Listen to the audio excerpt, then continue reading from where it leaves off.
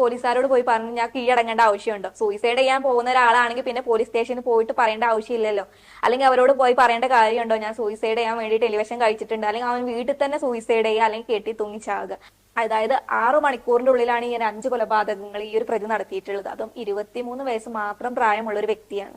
അതായത് അനിയന്റെ ഫീസ് അടക്കാൻ ക്യാഷ് ഇല്ല, മാല വേണമെന്ന് പറയുകയും അപ്പോൾ പിതാവിന്റെ ഉമ്മ പറഞ്ഞു ഇനി എന്റെ മരണാനന്തര ചടങ്ങുകൾക്ക് വേണ്ടിയിട്ടുള്ളതാണ്, തരാൻ പറ്റില്ല എന്ന് പറയുമ്പോൾ ചുറ്റിക്കൊണ്ട് അടിച്ചതാണെന്നാണ് പറയുന്നത്. അതും ഒരു പ്രാവശ്യമൊന്നും അല്ല അടിച്ചിട്ടുണ്ടായത്, ഒരു 3-4 പ്രാവശ്യം നല്ല പോലെ അടിച്ചിട്ടുണ്ട്. അതായത് നല്ല തലയോട്ടിയൊക്കെ പിളർന്ന രീതിയിലാണെന്നാണ് പറയുന്നത്.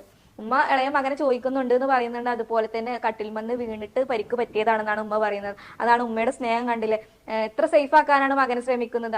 അത്രയും ഒരു സ്നേഹമില്ലാതെയാണ്, അതിക്രൂരമായിട്ടാണ് ഉമ്മയെ പോലും ആ ഒരു കൊലയാളി കൊല്ലാൻ ശ്രമിച്ചിട്ടുണ്ടായിരുന്നത്. അതുപോലെ തന്നെ ഇവിടെ നടക്കുന്നത് എന്താണെന്നും കൂടി അറിയാതെയാണ് ആ ഒരു പ്രവാസ ലോകത്ത് ആ ഉപ്പ കടന്നിട്ട് ഇടങ്ങേറാകുന്നത്.